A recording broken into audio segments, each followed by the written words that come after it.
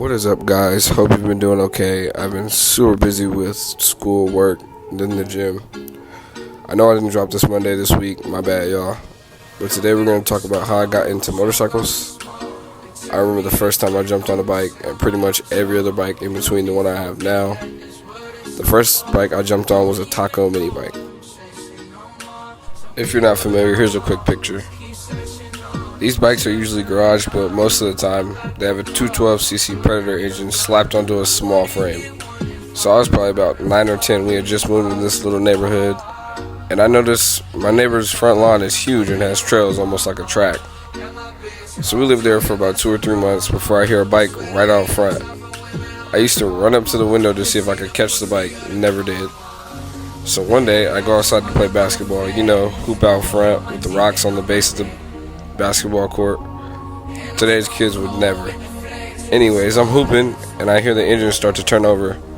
Starts after like third pull, and I just see this kid shredding all over the front lawn next door.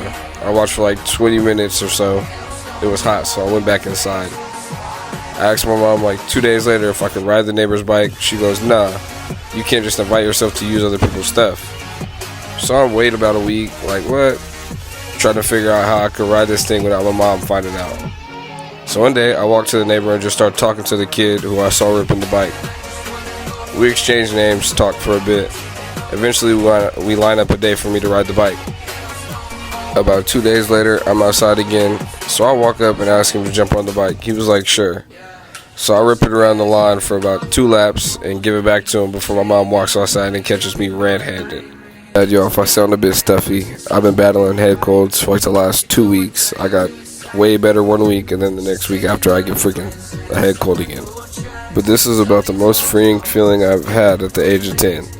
So after about 5 years or so, we moved houses. I started talking to my stepdad about getting a mini bike. So we searched for a few weeks, looking on OfferUp and Facebook, just to see what we could see. And we find this thing. So we ended up picking it up. Paid like $400. It had needed the carburetor to be rebuilt, so we ordered a kit from Amazon. Swapped the carb out after about a week when it comes. I would ride this thing every freaking day, and then one day the carb freaking just went out, so I had to take it apart, clean it. I was super young, so not that mechanically inclined, but we ended up figuring out and getting it running again. So I owned this thing for about a year. After daily riding it, I kind of understood like throttle response and how to balance it. So I started talking to my stepdad about getting something bigger, and we waited probably a cool 6 months before we eventually got something, up to like race spec or like something to ride off road. At the time, he had a Yamaha Banshee. I'm not sure if you guys know what that is either. And if you don't know, the Yamaha Banshee was one of the quickest quads probably on the face of the earth at the time. It's still pretty quick. They have so much customizability. They're super light, and they're 2 strokes. So he would go either ride it in the street, rip it up and down our neighborhood, or take it off road and blast through the trails, sand dunes, all of it. At the time, he had like $6,000 into that quad alone, custom paint, custom exhaust. It was dope. So after riding that thing a few times, I decided I want to learn how to ride off-road. So I'm like, let's sell this mini bike, look for something bigger, because I'm tired of riding this Banshee that could kill me in the push of a button. Eventually, one of my neighbors who rides bikes pretty much just as much as we do, has like 3 dirt bikes, a quad, has a KLX 140 for sale. So after being tired of hearing me complain about not being able to ride off-road and keep up, my stepdad buys this thing for, I believe, $1,000. I told him I'd pay him back because at the time I was working a summer internship job, so I was going to make payments on it so we could trail ride. So he buys it, and at the time I had no idea how to drive manual or to ride a bike that big because the bike was kind of big. I was low-key short. So we loaded it into the truck one day. He takes me under this bridge.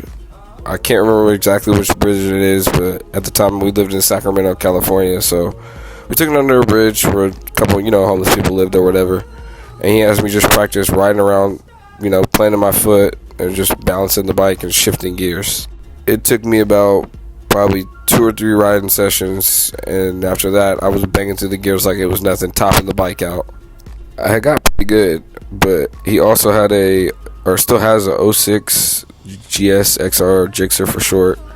And I remember just getting on that thing every other day, just standing it up, trying to shift to neutral, because finding neutral on bikes is like probably the hardest part about riding. Rolling it down the grass, just keeping it clean, washing it. And I had probably at least 6-7 months of riding experience before eventually we both got kicked out. And then I ended up living with my best friend Olivia at the time, and just, crashing there day in and day out. And eventually I moved to Arizona, where I moved and like reconnect with my dad, my birth dad, I guess. Reconnected with my dad, and he had bought a quad and a dirt bike for me to ride. And by then I had plenty of riding experience. I've gotten 2 or 3 bikes, ridden consistently week in, week out. So I jump on this yellow dirt bike and eventually crash it. My dad has his girlfriend and her kids out watching us ride because it's my birthday and they want to just see us have fun. So I look at them and get super focused on them, not even realizing I'm going probably max speed 5th gear, and I hit this rock and try to downshift, and my back tire locks up immediately.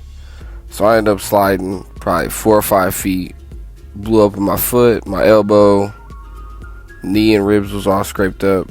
But I'm sorry about the audio. I don't know what's going on with my editing software. It's tweaking, and I can't delete the file for the voiceover, so y'all just gonna have to deal with that one. That is it for today's video, just about. If you guys want to connect with me on all social media, my links will be in the description down below. Drop a comment, let me know if you guys like night rides more than day rides, because I sure as hell do. It's a lot more fun. You get to speed through traffic a lot more because everyone's kind of driving slow.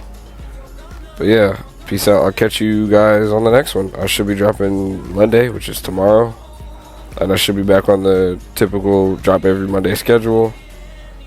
Hope you guys ride safe. Peace. Enjoy the rest of the video.